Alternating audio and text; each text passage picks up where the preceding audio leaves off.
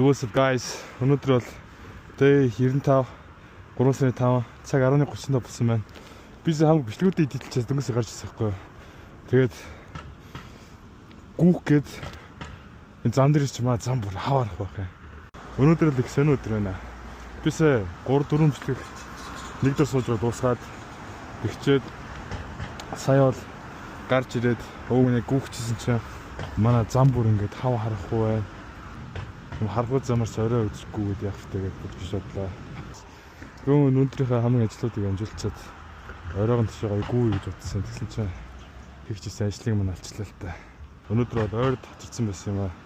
Гүйж дуусгаад одоо энэ төрөл өндөрлөө. Жохон тиймэр дүүлэн боллоо. Bye guys. Сайхан өрөө.